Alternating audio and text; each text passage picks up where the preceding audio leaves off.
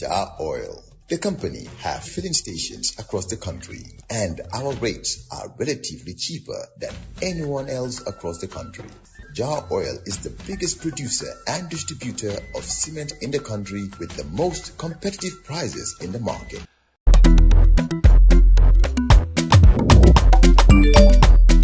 Excellent jam, Suwaid. Yo, apply. Yo, luta do dede. Luta mo nulo jel mo to nga andil mahalis. Hello? Busol mo fine. What? Busol mo fine. Oh, yes! Wave Axina Gambia. Deposit and withdraw money, pay bills and buy mobile credit without fees. Transfer money wherever in the country for only 1% fee. At Wave. Busol mo fine? Wave. Your money is yours. It's 9 minutes past 9 o'clock. In fact, 10 minutes now past 9 o'clock on Thursday, the 15th of May, 2025. Coffee Time with Peter Gomez continues. Now, earlier on, I spoke to both Dr. Ismail Sise and Madi Jobate, but that was done remotely. For the next hour or so, I have my guests with me in the studio. It's not every day that I have three guests at the same time, but that's the luxury that I enjoy for the next hour or so, because I have with me the chairman of the National Human Rights Commission. I know his name, but we like people to introduce themselves when they come on to the show. So good morning and welcome to Coffee Time. Good morning, Uncle Peter, and happy to be here. I'm both your uncle and in-law. Yes. That's Emmanuel Diouf, the chairman of the National Human Rights Commission. Next, I have my own Khalifa. Every Gambian has a Khalifa. I'm so impressed by your understand. Yes, my good friend, I'm Babukar Chair. I'm the chair of the Media Council of the Gambia. Babakar, welcome to Coffee Time with Peter Gomez. Thank you, Mr. Gomez. I have a Khalifa, but also I have a Raka, and my Raka will introduce himself, also from the Media Council of the Gambia. Good morning, Mr. Gomez. I'm Emil Toure, Executive Secretary of the Media Council. All right. Now, all three gentlemen were implicated in an alleged scheme to have the author of the now very popular Republic expose walk back or retract some of the allegations made against former Attorney General and Minister of Justice Abubakar Mari Tambedou, a.k.a. Ba, under whose watch the Janneh Commission, which is the talk of town everywhere now, was set up. Emmanuel, what was said about your involvement and how do you respond to that? Okay, thank you very much, Peter, for giving us this opportunity. Normally, I would not want to come out publicly to talk about a mediation, a dialogue that is done in confidence. But of course, I think we have gone past that, because the GPU came out with a presser. I think it was on the 8th, relating to this this meeting that was held with Mustafa Dabo. And of course, we made an attempt at the NHRC to just make a general statement, but of course, it has the story has taken a life of its own, and it is therefore important to shed more light onto one, what transpired, why NHRC or Emmanuel Diouf was part of that discussion, and also to make to respond. Actually, this is very important to respond to. I think I have 8 pointers, which and you will allow me, because I want to deal with them individually. We have time. We have time. 10 o'clock. Yes, but quickly, let me start by saying that the allegations that were made by GPU were serious and unfounded. They were serious and unfounded, really, and for many reasons too. But let me quickly, the initiator of the meeting is here. So that is Emil. and I'm sure he will elaborate more. But let me just give a quick background as to how, I came into the picture.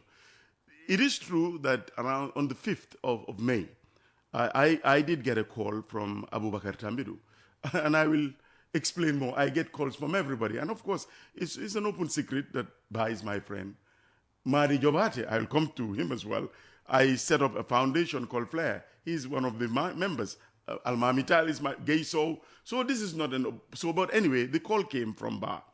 And he, in the discussion, he mentioned that he has contacted Mr. Toure, and he wants a meeting to be done, and it was in connection with Republic's publication. He mentioned, I remember briefly, that the report that came out did not reflect the responses he gave to Mustafa. And I think this is the same thing he actually also mentioned in his coffee time thingy with you. Mm-hmm. He also mentioned that he was given a very short period to respond, although he was busy going all around. But also what hurts him most was the fact that his comprehensive response that he gave to Mustafa, the day Mustafa got it was the day Mustafa published. In other words, he felt that Mustafa never had any intention.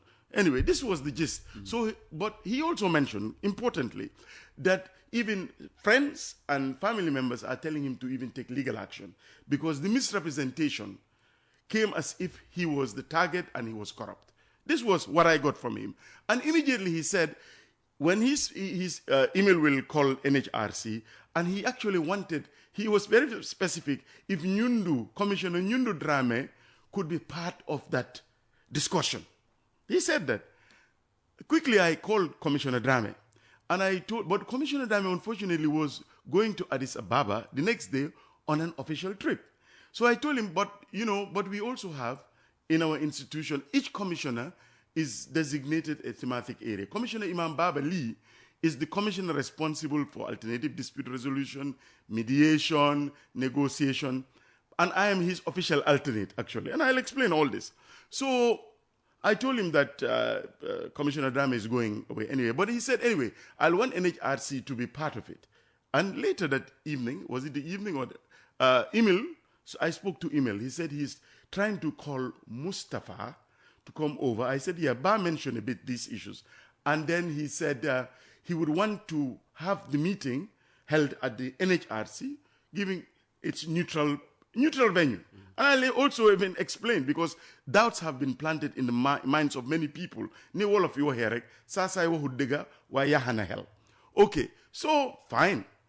The next day, the time was not even fixed. He called and said he has spoken to Mustafa. With 2 o'clock, he will come to the office with Mr. Cham, and the meeting will be held. So I think I've given a genesis. But quickly, before I even go into the allegation, I want to make something very clear. Because doubts have been planted in the minds of people, Peter. Peter, the NHRC mandate empowers the NHRC to take part in these kinds of negotiations, meetings, dialogue, to facilitate harmony and just so. And I have specifically, I will not, because these things are usually held in confidence, so I will omit a lot. But I will specifically, just to give clarity to what we do, Peter. In 2020, if you remember the 3-year Jotna commotion, yes, the government immediately shut King FM, Membe Kering, and Digital FM. The then minister, Abubakar Tambedou, and Ismaila Silla, Ibrahim Silla, and the GPU. Of course, the GPU, they are our clients. let me just explain. So let this not be. That's why I am saying it's very disingenuous and unethical what they did. And to be honest, just being human, I'm angry because I can tell you instances where we always intervene. Okay, but let me quickly talk about the 3-year Jotna. When this Hulabalu happened, these stations were called, Pamodu Bojang called, they came to our office with the 2 ministers, with members of the GPU, executive members, at the NHRC, and Peter, in closed door meeting, the government said what they wanted to say. These are confidential things, but the sum total of it is that we impose on the government. Do you have a new government? We're talking about democratization, and to be honest, Peter, they gave assurance that they will drop the charges and they will open those radio stations, and it was done within 24 hours. I'm saying this for people to understand. A lot of people don't know this.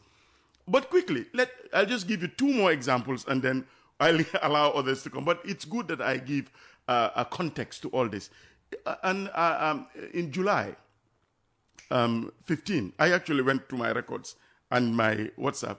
The late Mahmoud Job actually invited me to a meeting. Late Inspector General of Police. Late Inspector General of Police. And he had invited civil society organization, members of the Gambia Press Union. I remember vividly Sekou Jame, who was working with Malagan before they split. Shirif Bojang Jr., I believe Sal Tal was there. In the meeting, when I got there, he said he invited me because he has a convergence. This was in his office, the late Inspector General of Police, to talk about law enforcement, press freedom, and responsible journalism. And guess what? He told me, you are the independent arbiter of all of us. Sit down and chair this meeting for me. And I chaired the meeting. And during that meeting, a lot of issues were discussed, but 3 things really came to mind. One was the misinformation, disinformation, and he felt it was deliberate. And some of it was very personal. I think Pamodu Bojang even mentioned that his son, Mahmoud Job, the late Minister of Interior, was involved in dubious dealing, and he knew. He was very hurt. He said, what is the justification? And if we go after them, and we can double check because these people were present. He mentioned specifically Madi Jobate. I have to be very honest. That he is an activist. He said, Emmanuel, I give Madi Jobate an open door. He calls, and he actually went on to read text. For Madi to make this misinformation and even call me a Mindan, you are just a domestic servant, he said this was insulting. And Madi had ran a report, he made comments about the death of Usman Dabo, a particular guy that anti-crime arrested him for handling stolen goods. But anyway, the guy died, and there was almost a riot. I think Halifa Saleh came out. The youths were saying that he died in police custody. And we actually did the investigation and did a report. It's even on our website. And that he died at Medicare. And all these things were there. So, but anyway, these were the issues. He felt that there should be responsible journalism. So that's why he called Tango. We were all there. So I just, again, want the last one. I have a tendency of talking too much. But the last one was very important because it's very recent. You see, when the Voice newspaper had ran a report, not long ago, around July, August last year. About Mohamed Jah being prepared to succeed the president. No, Mohamed Jah, exactly, was the preferred candidate to succeed. And of course, you know, the president slapped. There was a civil suit and there was a criminal suit. Naturally, again, people will call. We had calls from New York, and my phone will be ringing. What is the NHRC doing? The press is being attacked, X, Y, and Z. But anyway, we sat, our commissioner for mediation, Imam Lee, Commissioner Lee, it was decided we need to go and talk to His Excellency. He was in Mankamakunda on holidays. We drove all the way to Basse. Again, you don't know this. Many people don't know this. We went and we had a closed-door meeting with His Excellency. And, you know, it was a very frank discussion. He also spoke his mind. I won't say everything. But the sum total of what we went there to do was for him to drop the charges because it didn't even reflect well. He was just coming from the UN General Assembly when he said that press freedom, we don't arrest. So the president was not happy. But anyway, we made our point. 1 hour, closed door, we came back to Banjul and we called. Again, reference can be made. We called the Sheriff Musa Sheriff. The commissioner sat and we explained to him. Again, this was a dialogue that, listen, these are the issues. And we do that.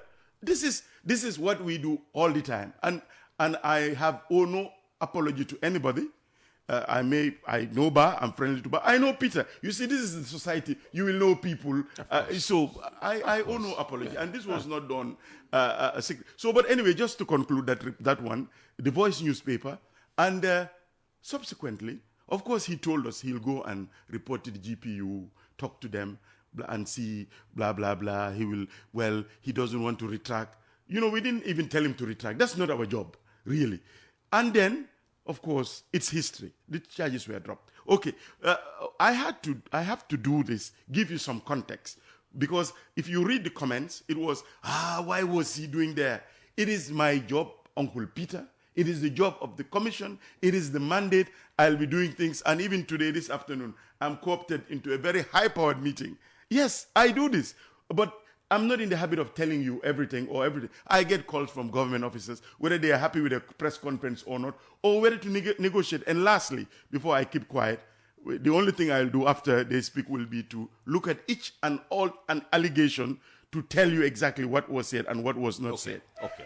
But Peter, Uncle, just lastly, the alleged human rights violation or complaints, it's both vertical. What do I mean by vertical? It can be a complaint by an individual against the government or branches of the executive, or it can be horizontal, that is between private individuals and groups. And our mandate allows us to invite, whether it's meeting, where it's negotiations, where it's a dialogue. So I'll keep quiet now, Uncle Peter, until later on. I'll have a lot of things to say. Thank you, Emmanuel. Well, as long as there's time left. Yeah. Ababakar. Yeah. Well, as chairman of the Media Council of the Gambia, what were you doing in that meeting? Basically, we were doing essential things that are in connection with our mandate.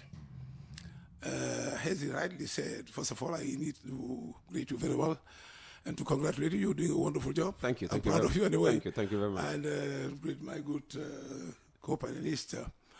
What happened is that it's good for people to know what the Media Council is for. You remember we reached out to you at one point in time.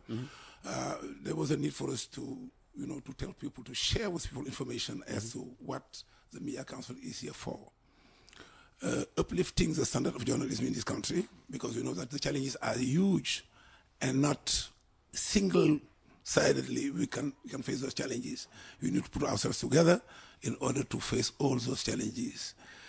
In good faith, I believe that a lot of people want to do good things, but at times means are so scarce that you cannot do it the way you want. It's just, he rightly said that a lot of mediation we have made, a lot. And maybe Emil will elaborate on that. Part of it is to uplift, the standard of journalism, but the other aspect of it is to mediate any moment a journalist or a private individual feels aggrieved by one media house or one journalist. And in that aspect, we have done a lot. I think we have done more in that aspect than in others, like capacity building, because capacity building requires some means and things of the like. What happened here is that Emil called me that fateful Monday, I think. He called me telling me that Ba reached out to me as well as Mr. Jove. It appears that a lot of what the question he got, the answers he gave out was not taken care of in the report. So he felt very bad, and exactly that's the way we used to act, because we can intervene out of a request, written one. We can intervene through telephone call. We can even intervene where. Okay. Yeah. Because so verbally, somebody can request intervention, and then you will act. Yes, absolutely. That's very important to clarify. It has to do with peace building. At the end of the day, those people who will put us in a situation where somebody might think otherwise do have to understand that we are peace builders throughout the line. And those who know us certainly will testify on it. When Emil called me and told me about that, he did mention Mr. Juf. Then I told him that I think the wiser thing to do is to call Mr. Juf. And then after calling him, we will see what to do next. He called him and called me after. In fact, when he spoke, there was a need after calling Mr. Juf to see whether we can have Mr. Dabo. Why Mr. Dabo? Why? Because Tambedou has given his part of the story. The saddest part with GPU is I cannot imagine, I cannot believe that they don't know about fair reporting, having the two sides of the story. You cannot hear about one side and just publish a sarcastic kind of statement that as they did. I think it's not fair at all. And if we have to talk professionally, it's very mediocre. I'm very sad to say it, but they would have. Because you're describing the Republic report? No. GPU itself. Okay. No, okay. Basically, considering Mustafa, I don't have too much, because to tell you the truth, he's somebody I respect. He has done a lot. So the sarcastic, description is for the GPU statement. That's the GPU, and unfair for that matter. They know us very well. I have a lot of respect for Modi Diouf. I have a lot of respect for this lady, Aissatou Keita. The president. All of them basically, they are my friends. It's so factual. They host us. The Media Council is within the premises of the GPU. It would have been so easy to call me or to call Emil. This is what I heard from Mustafa. What's your say? It would have been easier, and if that was done, we would not be here today.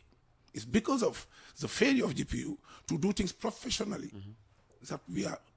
I'm not angry, but I'm sad, because GPU is a name. They have done so much in this country that I cannot imagine them putting themselves in this kind of. Honestly speaking, Emil told me that, and then after having spoken with Mr. Diouf and Mustafa, he told me that we are okay for a meeting Wednesday. Was it Wednesday or Tuesday? Tuesday. At 2 o'clock or 3 o'clock? 2 o'clock. 2 o'clock. So hopefully we met. And initially, what was supposed to be avoided at all costs was to give any attention to that gathering. We know each other, and it was more of getting the side of Mustafa than any other thing. So when they talk about pressure, I was sad. We are in democracy, yes. But pressure as in pressurizing Mustafa to retract. Nothing of the kind happened. The environment was very healthy, very, very, very cordial. In fact, when we discuss, yes, there was a bit of resistance because he said, when we talk about Ba seems to feel that he was targeted. He said, no, Ba was not the target. Then I told him that if you give out, something like a statement, and you see that people have a misunderstanding of where you are going, I think it's not bad to come back to say that. Apparently, it seems that the audience or the general public feel that I have targeted Tambedou. No, I have not targeted, because it's based on what he said. There is no pressure whatsoever. So the meeting was just like that, question and answer. And then we said that we are here to mediate, because we have the side of Ba. It's good we have your side. That's how we came in and explained a lot of other things. But one more time, you are in democracy, yes, but it demands a lot of sense of responsibility, and specifically ethics. I cannot imagine, because GPU is too big. For me, it's a shame for all of us, because you cannot take one side of a story and just give out opposition, taking even recommendation. And it's important for GPU to know that they don't owe the Media Council. Yes, they have been very important in the creation of the Media Council, but Media Council is a totally independent body which dignified some of this country, who are responsible in where they are. That's the governing council, which I have the honor to lead. But we cannot take anything in terms of recommendation from anybody, except if you come with ideas. We are open to all ideas, but this is what happened. Any other question, I'm here now. Fantastic. Later.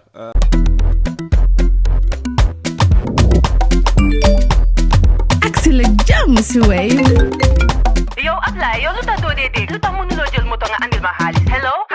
Bisul mu fine. What? Bisul mu fine.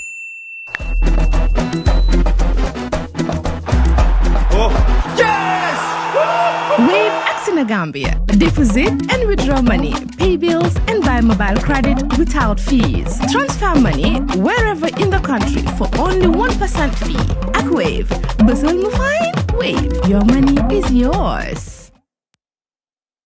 Jar Oil, the company, have filling stations across the country, and our rates are relatively cheaper than anyone else across the country. Jar Oil is the biggest producer and distributor of cement in the country with the most competitive prices in the market. Yes, and Executive Secretary. Thank you very much, Mr. Gomez. You seem to say, as they say, you are in the meeting. You organized this meeting. I'm the convener of the meeting, and I have no regrets for convening the meeting. Okay. I am not in any way disturbed by some of the comments that were peddled online. And this is likely owing to the fact that of the opinion that people have a right to freedom of expression. Mm-hmm. And I can boast my trump. I can boast my build my own chest. You can blow your trumpet. Blow my own trumpet to say that I am one of the greatest proponents of media freedom in this country. When everybody ran away, I decided to stay in the country and continued fighting for press freedom. It is rather unfortunate, though, that we have a lot of impetuous characters in this country who pretend to understand the ropes, and in the process, they tend to vilify people, for no reason. I convened this meeting because I felt there was the need for us to work with the National Human Rights Commission to solving a problem. They didn't reach out to us. I reached out to them. And this thing about Ba being my friend or being Mr. Emmanuel's friend, I think for me, all those things are immaterial. Even if Ba being your friend is true? I'm saying all those things are immaterial, likely owing to the fact that people who had issues to deal with us at the Media Council know what type of individual I am. I had the opportunity to preside over a mediation involving Paco Mendy, Apply Mendy, and some guys at Teranga. And I, mediated that meeting, and eventually after the meeting... Teranga what, FM, the radio station? Teranga FM, okay. Teranga FM. Some of the guys at Teranga, because this was not, it was not a media right issue. It was more of an issue dealing with copyright. And, if it were not for this thing, in fact, I wouldn't have delved into that. After the meeting, the guys at Teranga said they really, taken aback because they would have, thought that I was going to side with Paco because Paco works for Foroya, and that's where I used to work. So that shows you that I am a person of impeccable character, and there is nothing people can do to cast aspersions on my integrity. Any attempt to do so would be debunked. The media, besides, in fact, but it is important to point out that even before I joined the Media Council, shortly after I left the GPU for a couple of years, when people have problems with media publications, in most instances, they will reach out to me.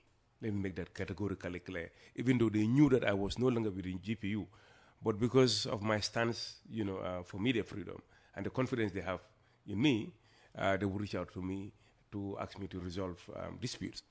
One of such disputes was one involving the Voice newspaper and Lantombong Taba, when the Voice newspaper wrote certain outrageous, articles about Lantombong Tamba. And you're describing him as outrageous. Yeah, it was an outrageous article, and it didn't go down well with Lantombong Tamba, and he wanted to institute civil action against the Voice newspaper through his lawyer, Serif Mari Tambedou, and Lamin Kamara was involved. So LS reached out to me. He was very angry and he wanted me to resolve it. And I resolved it to the satisfaction of both parties. So this is something I was doing. And this is why the GPU at the time felt there was a need for me to help them at the Media Council, because when Junkung Jobate, Marius Jobate, brother, left the council, there was nobody to replace him, because the council was struggling with, was financially strapped for cash. It was bankrupt, put it that way. There was no budget in the council's account. So they reach out to me to say, we want you to come in and volunteer for some time and, help us get this council running. When we have funds, we will give to the council to pay you. I was there for about 7 or 9 months or so without receiving a dime. Teresa of West Coast, who used to be at the GPU, know what I'm talking about. So as we speak, even there, in fact, when this thing happened, I had some people, saying, "Oh, we should get rid of him at the council." Nobody's paying me at the council. All I'm doing is pro bono service, and this is largely owing to the fact that I believe in media freedom. So if people think that I'm receiving a dime, they're making a mistake. All I'm doing is, all that they're doing is, all I'm doing is helping the media, because I know the media needs support. Because some of the, publications that usually come out on the newspapers or online are things that leave much to be desired. And if we do not regulate ourselves, the state will regulate us. So, and the mistake people usually make is that the media, is a body that shouldn't be touched by the state. Yes, it's a body that shouldn't come under attack from the state. But then the media, should regulate, herself, and people in the fraternity are expected to, measure up the expectation. So, what I feel is really disheartening is the fact that when people in the media do wrong, you have, what people I call pseudo lawyers, who would be out there to try to defend the media for the wrong reasons. You don't defend people when they do wrong. The pseudo lawyers in this case would be the Gambia Press Union. I wouldn't say. Gambia's Press Union is an organization that I have enormous respect for, because I built the Gambia Press Union to where it is today. I can, brag about that. There's no doubt about that. Yeah, but that's every development that is happening at the Gambia Press Union happened when I was president. Everything, I can tell you. Every good thing that is happening there, apart from petty projects. So every good thing that is happening there, I brought it there. Okay. When I was president. So when Jabo was there as president, nothing good happened that is going on till today. I don't want to delve into that, but I can tell you. Well, it's the claim. I can tell you. You are not the only past president of the GPU. So when you say every good thing that is happening there happened while now, you were there. I'm saying now. Yeah, even now. Now, I'm saying because I can say with certainty. You took over the presidency because there were people before you. Yes. If the first president had killed off the GPU, you would not have inherited. No. When we came into the GPU. When we came to the GPU was occupying a 2-bedroom, apartment at Serakunda. For 2 weeks, the office would be closed. The only staff at the GPU at the time, were the messenger and Nelly, the secretary. And sometimes it would take 6 months, 7 months before they would be paid by the GPU. I agree with all that. I'm not saying that's what development is. So what stages. So it is because I'm on the attack that I have to put the record straight. Because I'm telling you, where is FOI, the school, everything happened during my presidency. Okay. Observer status, everything. So it's important to bring this to light. Okay. No, there's no that. What is So the fact of the matter is, people cannot sit there and demonize me and chastise me. Okay. Because for some reasons they have an axe to grind with me. Well, maybe that is wrong. You should ask yourself what started all this, and it was this meeting with Mustafa. And the question becomes: was the outcome of the meeting properly reported? Because GPU made it clear their statement was based on what they heard from Mustafa happened at this meeting, where the GPU wasn't present. The GPU doesn't need to be present because the GPU... Well, you didn't report to them after the meeting. It was Mustafa that went to them. True or false? No, just allow me to learn. The GPU is a busy body in this matter. It doesn't have the standing, what they call standing in law, to articulate on this. Because the GPU is not the regulatory body. We are the regulatory body. But they have a member. Yeah. Assuming without considering that even a member of the GP... They had a member who was in discussions with you. Assuming that, a member of the GPU... Okay, Mustafa Dabo. Mustafa is a member of the GPU, yes. And I am also a member of the GPU. You know, and a past president of the GPU. Yes. So, that is why the GPU is interested in this, in your conversation with Mustafa. Assuming their interest involved, would have thought the proper thing for the GPU to do was to reach out to us. They didn't know you were meeting with Mustafa. No. Assuming, in fact, after the meeting, they got the information that we had a meeting with Mustafa. The proper thing that the GPU is made of honorable men and women. The GPU, I believe, is an organization that defends ethics, media rights. If you would agree with me that it's unethical for any individual or journalist to rely only on one side of a story. That is correct. To develop, absolutely, that one I can't argue against. Yes, they should have consulted you before coming out with a statement. Yeah. But I am saying we are where we are, not because of. Not because the meeting took place per se, but how the outcome of the meeting was reported to them. Yes, that's what I'm saying. Even if the outcome of the meeting was reported to them like that, I would have thought the proper thing, whereas GPU, whereas some of these people ranting online, even these people ranting online, just allow me, Mr. Cham, even these people ranting online, they have, because it's like, we have a right to sue for defamation. We have a right to sue for defamation. And what people need to understand is, I am the one that instituted civil action, the case of by email through and orders against the state, to challenge the law on defamation, criminal defamation. But there still exists a law on civil defamation. So if you defame an individual, he or she has a right to institute civil action against you. Okay. So, I mean, the issue that they're talking about Mustafa being intimidated or threatened, they suggested that, they talked about that, somebody said that at the meeting it was discussed that this could lead to court action. In most instances, if people feel that they are defamed, they usually resort to, court action. So by stating that, I made that very clear in my conversation with him. Yeah. So by stating, by stating that, this could snowball into court action. How could that tantamount to intimidation? Okay. What is the understanding of intimidation? I just want to add two things. For me, that is completely irrational in my view. One thing is, very short, one thing is, we couldn't reach out to GPU because Mustafa was supposed to come back to us. Mm-hmm. That's very important to note. Okay.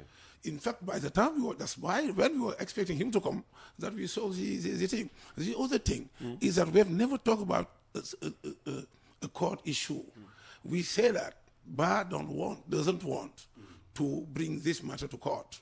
Why? Because he has spent all his life protecting human rights, has spent all his life defending freedom of expression. But you know how we talk here. You could have said that, but with the intent of scaring him with the mention of court. Lead them court. No. We say that as a civilized, polite way of saying. In good faith, we will never threaten anybody, not him.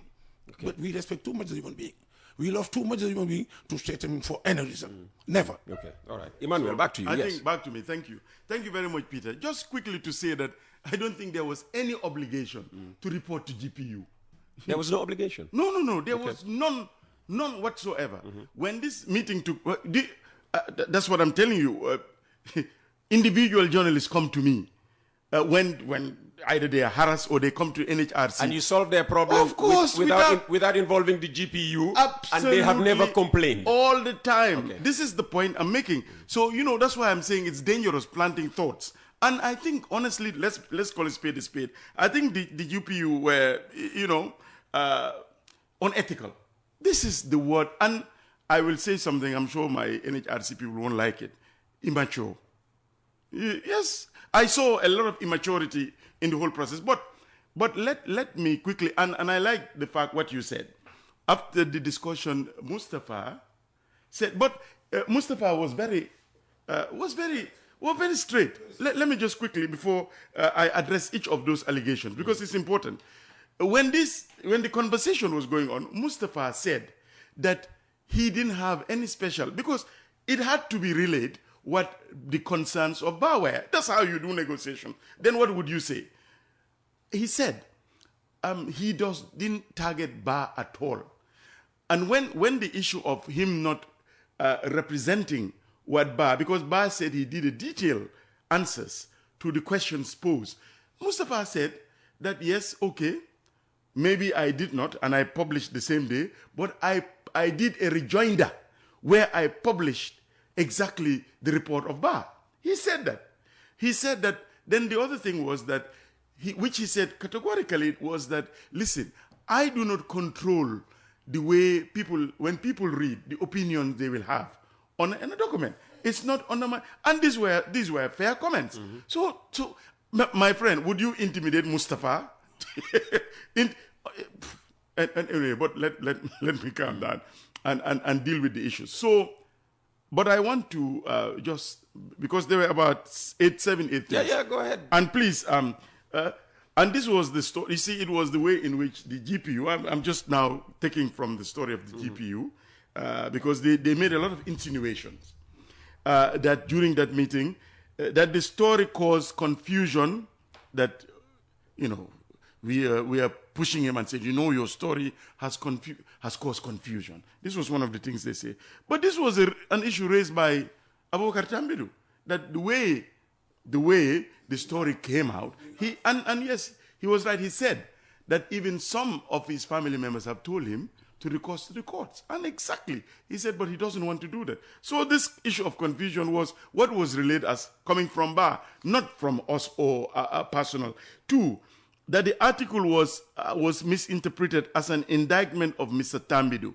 Again, this was Mr. Tambedou's perception, which he really, and not a position taken by the NHRC or any of them.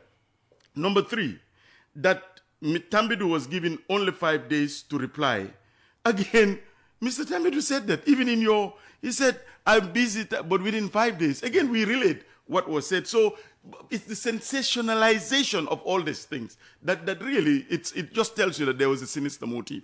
4, that the Republic failed to give due consideration to his responses. Yes, we said that. And Tambedou said it. And Mustafa responded and said, yes, but I sent a rejoinder. That's sufficient. That's fine. So again, I do not see any sensationalization or harm. 5, that the magnitude of the harm was significant. Then again, that was the perception of Mr. Tambedou based on the fact that what he's doing, his job. He said, I am, and of course, you know, in defamation cases, people have a reputation. Yes, this was relayed to him. Number 6, that there were rumors Mustafa was paid. Again, I wish to categorically say that it was not an endorsement or insinuation. It was just something that was said that people are thinking. It is not us saying that, yeah, Mustafa, you were paid. We believe you were paid. Number 7, just please, it will end soon, that the timing was problematic due to Mr. Tambedou's ICJ nomination. But this was, again, discussed in the context of perception. It was not a justification that we say it was. These are issues that were raised during the discussion. But furthermore, I'd want to say that the NHRC never proposed, and I think we need to be very categorically clear. None other said that there has to be, let him come out, retract, and issue a joint statement. I think it will be suicidal if joint statement with who? Declaring Mr. Tambedou's innocence. But joint statement with who? With Tambedou? With Tambedou, no. Okay. With Tambedou and him, okay. that Mr. Tambedou was innocent. I think we would be very irresponsible, and even doing Mustafa for us to. So I need to debunk these things. And so really, and then the portrayal of it as it was intimidation. You know, Peter, Mustafa could have just even walked out. This is simple. This was, in fact, and they chose to come to NHRC because they felt it was a neutral environment. Listen, everybody comes there. Whether it's the NGO platform, if I tell you the meetings I host, we host Mahmoud happy to come there, and not the Gorigimbu inquiry was done there because people feel that environment is neutral. I talked about the late Mahmoud Job. He came the day he was dropping charges against Mahdi. It was there. in our office as well, where we invited him. No, I'm just saying that if you know the kind of people that come to our, you're not the, Peter, maybe you will even need the services one time. The way I see them harassing you, that you are opposition now. NHRC. Yes, you may just come there sooner or later. And I will not recuse myself. I will call Imam Babali will be there, but just because I know you, and now you said you are my uncle, they're hearing this. They could say there is, Mahdi will pontificate and probably say that, it was an error of judgment. And just, I think that was also an unfair statement. I would not have wanted to say, but I heard him, that it was an error of, it is not. You see, one thing I'll say, Mahdi is, if I can use the word, is one of our biggest clients. No, let me just be very honest. You see, I've mentioned him twice or three times relating to the office of the IGP. But even when His Excellency, in one of the, prayer thing, when he said that the person who will stoke fire is dangerous, the first person to quickly write and petition the commission was Mahdi, that the president has his eyes on him and the commission should keep an eye on his safety. Peter, let me tell you something. Now, I would not have said this, but we wrote, and actually, do you know the president responded? The office president, that Mahdi is not a target. I call Mahdi. You don't know this. I call Mahdi even in my office. I didn't give him the letter physically, but and it was the good thing I didn't, and for good reasons too. But I read it for him. Why? You fear he would have published it? Well, not only that, and twist. When you write to us and say you negotiate, we don't want it to be sensationalized. Okay. And whether we like it or not, Mahdi writes on public, Okay. So, and I'm only mentioning him not to banter with him or not to paint my lilies white, but it's good. But because he's in the thick of all these things. Yeah. But number two. When? Last minute. Very quickly. I have only 5 minutes. No. And Ababakar wants to just to tell you, when I say he's our client, if plainclothes officers are going around his compound or without number plate, guess who he calls? So I felt in a way this is hypocritical. Yes, Peter, I am going to say it. And Peter, I could say much more, but I'm just homing it on issues relating to the GPU mainly. And also Mahdi, because he seems to be the one pontificating and saying all this calling for your resignation per se. Yes, calling for my resignation, but which I think coming from him. That of Ababakar. Which I think coming from him, and of course I have to be measured what I say. And certain things are in confidence, and I also head an institution. Sometimes I wish I can go full throttle, Peter, but I can't. I have to also be responsible. Yes, but I think the GPU, listen, Peter, this is an institution that we as an NHRC partner with. As I speak to you, last week, even their president we have a campaign on hate speech, misinformation and disinformation. They are part of it. Perhaps we need to do more training for them on misinformation, disinformation, and ethical standards. Which one was the GPU statement? Misinformation or disinformation? Mis and disinformation. They're both. And probably, I will leave hate speech because it's more complex. But Peter, it is important that if and it has been said, they talked about, is it the Channel Jala ethical standards of Peter?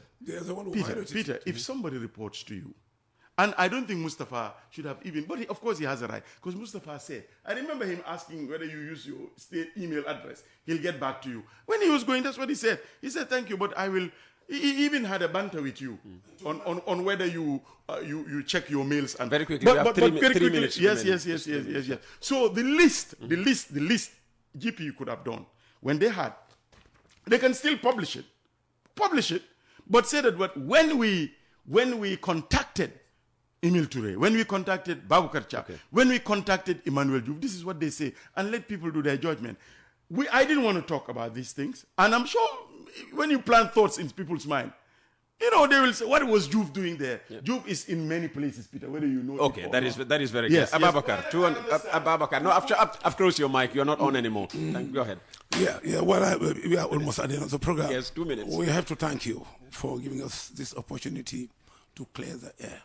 one more time, we are all brothers and sisters in this country. Yes, And exactly. And on the point of brothers and sisters, GPU and MCG are brothers and sisters. GPU owes them a lot. Has confidence rebuilding started? No, certainly we will have to talk. We'll have to talk because it's important we look at ourselves and then clean the air. Yeah, definitely. Fantastic. Well, we owe them a lot. As MCG, we owe them a lot, but I think it's important to take responsibility of what we are doing. Fantastic. Thank you. Thank you very much. Emil, you'll have the last word. Thank you very much, Mr. Peter. I think I would want to encourage those so-called activists online to be more responsible in their advocacy, because nobody has a right to take anybody's, to defame any person or to bring anybody's reputation into disrepute. What they need to know is that, in as much as they have a right, other people also have a right. Sure. So let them always try to cross-check their facts before they go online. Publish or issue statement. Yes, okay. By Emil Toure, he's the Executive Secretary of the Media Council of the Gambia. Ababakar Cham is the Chairman of the MCG, and Emmanuel Diouf, as you know, is the Chairman of the National Human Rights Commission. Gentlemen, thank you very much for coming. Jar Oil, the company, have filling stations across the country, and our rates are relatively cheaper than anyone else across the country. Jar Oil is the biggest producer and distributor of cement in the country with the most competitive prices in the market.